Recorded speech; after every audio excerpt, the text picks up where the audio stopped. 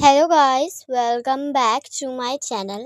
देखिए, अगर पीछे से नॉइज़ आ रही है तो उसे प्लीज़ इग्नोर कीजिएगा। आप सिर्फ मेरी वॉइस पे ही कॉन्सेंट्रेट कीजिएगा और इसके लिए सॉरी, पर मैं इसका कुछ नहीं कर सकती हूँ। चलिए स्टोरी की स्टार्टिंग करते हैं। स्टोरी की स्टार्टिंग वहीं से होती है जब विंग और लैंजन का बहुत बड़ा झगड़ा हो जाता है और लैंजन विंग से साफ साफ कह देता है कि वो उससे अब ना मिले। जब तक वो ना चाहे विंग उससे नहीं मिलेगा।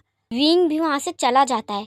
हालांकि वो काफ़ी ज़्यादा तकलीफ़ में होता है, फिर भी वो लैंजन के इमोशन को समझता है, उसके दर्द को समझता है और शियन को कहता है कि वो उसके आसपास ही रहे और उसकी हिफाजत करे, क्योंकि महल में उसके काफ़ी दुश्मन हैं। यहाँ से सीन शिफ्ट होता है और लीप दिखाया जाता है, वो भी 3 साल का।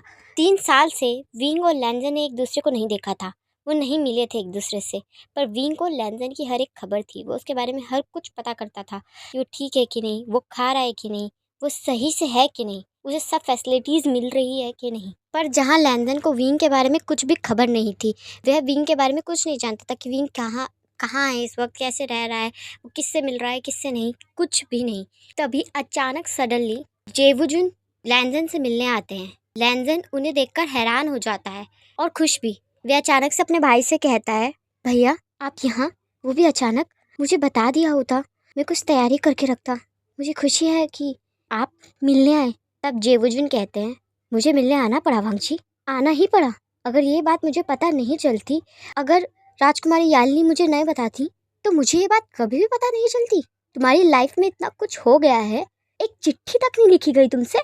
हाँ, तुम्हें पढ़ना लिखना आता है या भूल गए यहाँ आके? तब लैंजन कहता है, भाई शांत हो जाइए, गुस्सा क्यों कर रहे हैं, पहले बात पूछे बिना। तब जेवुजुन कहते हैं, क्यों पूछूं बात, हम फैमिली नहीं है? तुम मुझे बता नहीं सकते थे? ये मैं तुम्हारे रिलेशन में नहीं हूँ, बताओ।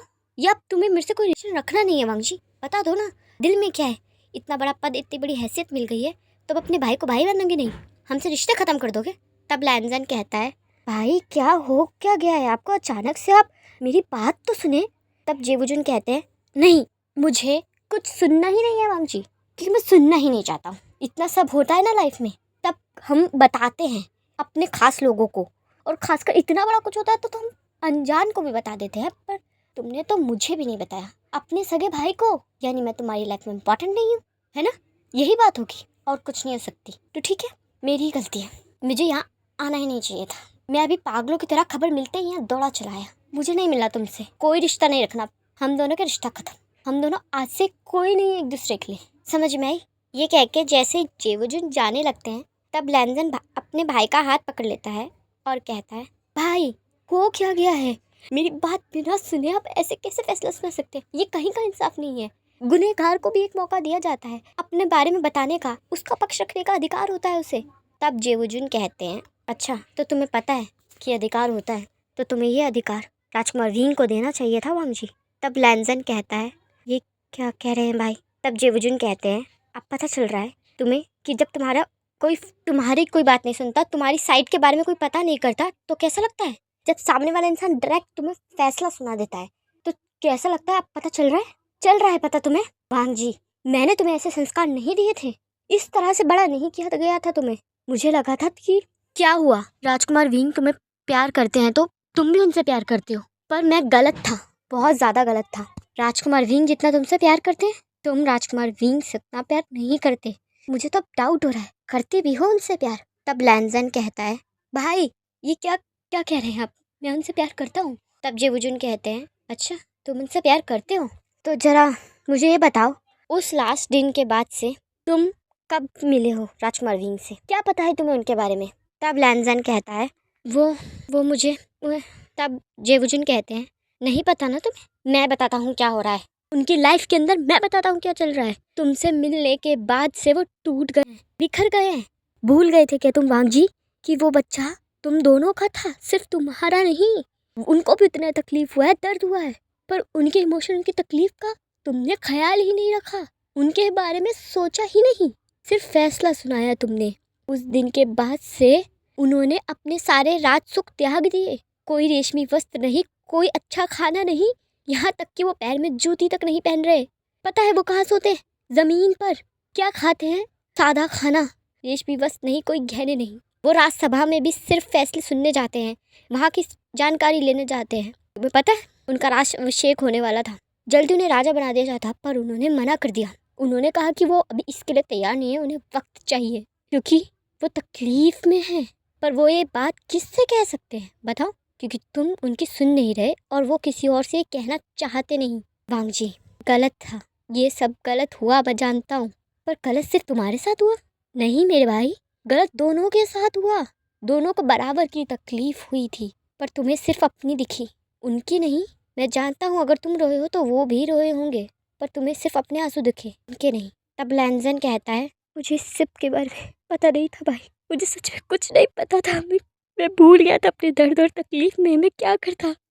मैं उस समय तकलीफ में था और हाँ, मुझे अपनी ये तकलीफ दिख रही थी। मैं क्या करता, मैं कुछ नहीं कर सकता था, इसलिए सारा गुस्सा मैंने उन पे उतार दिया।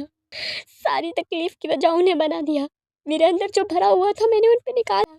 मैं क्या कर सकता था, मैं कुछ नहीं कर सकता था, इसलिए सिर्फ गुस्सा कर दिया। तब जेवुजुन कहते हैं, अभी भी वक्त है मेरे भाई, जाओ जाके उनसे मिलो, उनसे बात करो, अपने बीच की परेशानियों को ख़त्म कर दो, अभी भी कुछ ज़्यादा बिगड़ा नहीं है, जाओ। तब लैंजन खड़ा होता है और भागता हुआ चला जाता है और विंग के बारे में पूछने लगता है। तब लैंजन को पता चलता है कि विंग अंदर सभा में है, जो सबके साथ बैठकर बातचीत कर रहा है। तब लैंजन गेट के बाहर खड़ा हो जाता है और एक दास से कहता है कि राजकुमार विंग को बता दे कि वो आया है। यहाँ से सीन शिफ्ट होता है और विंग को दिखाया जाता है, जो शांति से बैठ के सबकी बातें सुन रहा होता है। तभी एक दास का आके कहता है, राजकुमार आपको कुछ बताना था। तब विंग कहता है, अभी नहीं, मैं ज़रूरी काम में हूँ, बाद में। तब वह दास कहता है, राजकुमार आपसे राजकुमार लैन मिलने आए हैं, बाहर है। तब विंग खड़ा होता है और कहता है, तुम सच कह रहे हो, वो बाहर मुझसे मिलने आया है? विंग की ऊंची आवाज़ सुनकर सब विंग की तरफ देखने लगते हैं, पर विंग उन सबकी परवाह नहीं करता। जैसे ही उसे पता चलता है कि लैंजन बाहर है, वो भागता हुआ जाता है और दरवाज़ा खोल देता है। लैंजन वहाँ शांति से विंग का इंतजार कर रहा होता है। विंग की आंखों में लैंजन को देखते ही आंसू आ जाते हैं और चेहरे पे एक सॉफ्ट स्माइल आ जाती है।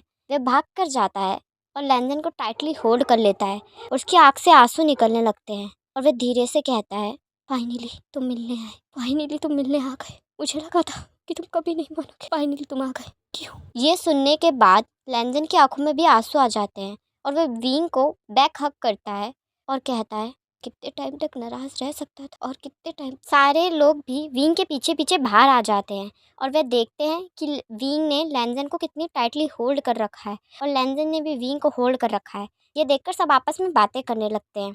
चलिए गाइस, मैं इस पार्ट को यहीं एंड करती हूँ। ये पार्ट आपको कैसा लगा मुझे कमेंट में ज़रूर बताइएगा। वीडियो को लाइक कर दीजिएगा, चैनल को सब्सक्राइब कर दीजिएगा।